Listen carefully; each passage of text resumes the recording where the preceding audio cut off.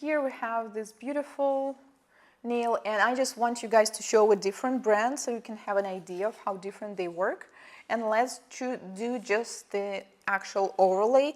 When the client comes with a perfect nails and fingers and she's like, no, I don't need longer, I don't want to change anything, just make them, make the color last for weeks.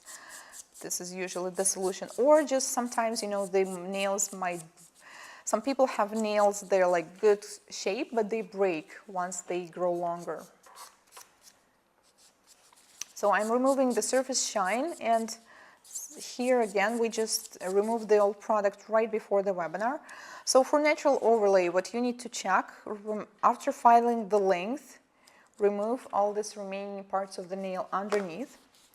Also, when you're applying dehydrator, especially if the nail is long, you need to apply it not only on top but underneath. And I usually do it not with the brush because I don't think it's good, you know, taking brush underneath the nail, because that's usually where all the dirt goes. I just use a lint-free tissue, not just clean it, but also dehydrate, because that's where we need dehydration, since we will be sealing the free edge. So I applied a primer, and now let's work with a different brand.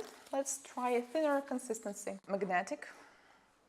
So this one I think is very good for natural overlays. Well, first of all, the color is good, and second is the consistency. I will be using the same liquid, and if you notice, there's it's not just clean liquid, there are some particles of the product already, so make sure to clean your Dapin dish every time. And also, I will be using, this time I will be using acrylic brush. And remember, this should be a separate acrylic brush. Pour it into the liquid, and now we have this sharp edge, and this is how your brush should look like before you start working. Acrylic brushes, natural Klinsky brushes, they usually hold more liquid in them because they're designed for it. So you need to make sure it's not too wet. Okay. So now let's take a little bit of the product. Like I said, you see, I don't find it very comfortable working from the jar, but eventually you'll get used to it. And apply it. I will apply it again closer to the cuticle, but not too close. It's got thinner consistency, and well, it's not gonna run. You see, it's still thick, it still stays, but here you need to work a little faster. Like, you cannot create a nail and then wait for another hour and expect it to stay. Okay, so who wanted the closer and more detailed cuticle application? Watch closely. So first we again push it to the right and to the left, and I don't know how to you, but for now it looks kind of the same, like the Polygel, but keep in mind the brush I'm using, it's like 3 times softer because it's natural brush. And then holding 45-degree angle, I push it, but I not push it towards the cuticle because I don't want product to go under the cuticle. I press and stretch it towards the free edge. And then I will be doing the same across the side walls until I see a very, very nice thin line. Then I will do the same on the opposite side.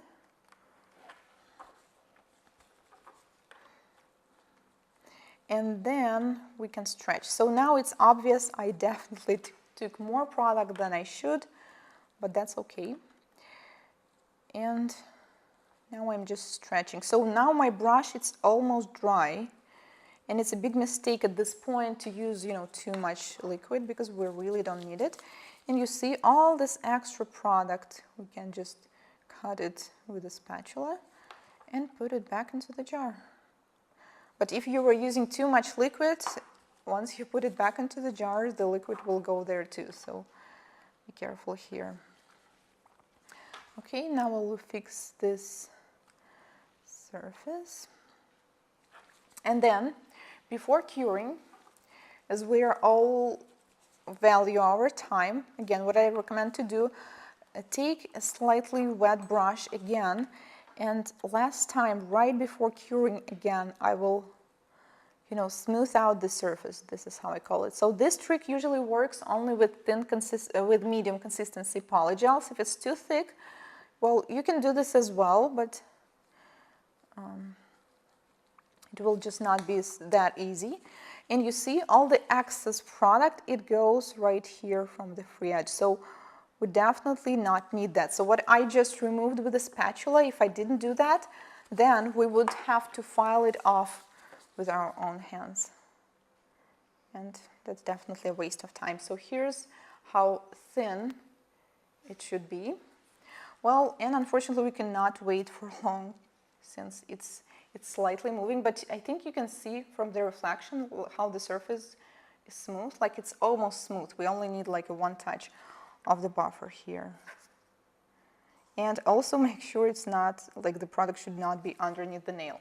And now cure. Here we usually have the sticky layer, and also I noticed it's with most gels that are not as thick. So why I said it's better for natural overlay, just because it's easier and faster to make it smooth on the nail. But when I will be applying form, then it's not an advantage anymore. So to me, these medium consistency gels, polygels, are just good for overlays, but for extensions I prefer thicker consistencies such as polygel. So what I will do, I'll just slightly shape the nail. And then I will only need buffer and only buff the surface. So you see, you can really do the application so you will not need much filing, because that's the goal, right? We don't want to work long, and this product actually allows you to do this. Well, unlike acrylic, the time is not limited. Like you can work with it back and forth, you can fix it, and it will not cure until you put it in the lamp, which seems like an advantage for beginners, but still you have to stop at some point. So I don't know, so you see from this perspective, it might be a disadvantage. So I recommend to cap the free edge when you will be applying the top coat. And this is how you will seal the nail and it will not lift. So like I said, I tried both different ways, and one time I really had problems where I tried to cap the free edge with the gel, but I ended up just making it thick, this area, and it just started to peel after like a couple weeks. So do not need to do this with the gel itself, but cap with the top coat. And use only the soft top coats, like the sock off. Okay, so there's a little extra product right here, and if you see it, just feel free to file.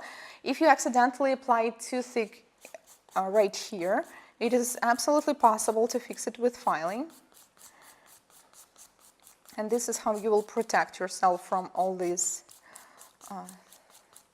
lifting. So the thickness here on the free edge should be, I don't know, like almost paper thin.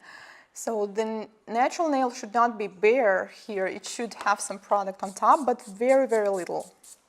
So this is the key point of not having any problems or lifting when sealing the natural nail overlay. Now it's clean and smooth. And I will also remove the dust. And it's okay to wash clients' hands at this point, like nothing is gonna happen. And you see, we still can see the nail because the layer is very thin here. But I think it's not a problem. It's have like a natural look. So this is the key point in doing natural nail overlay. Let me show you the side view. So it's not supposed to make nails 3 times thicker. It's not gonna help. Well, maybe they will not break, but it will look heavy on the nails, right? So your goal is to still keep the structure, the balance. So to me, the ideal overlay is when the nails still look natural, but they're stronger, and you can apply color and they still look thin. I think this is the better solution. Okay, now remove the dust. Okay, and now let's seal it with the top coat. And we can apply the color again, but it will be pretty much the same as we did on the previous nail. So once again, the top coat should be soft, meaning removable. You can use top coat and then just leave the nails like they are. Or if your client feels like changing colors by herself, she can use regular nail polishes.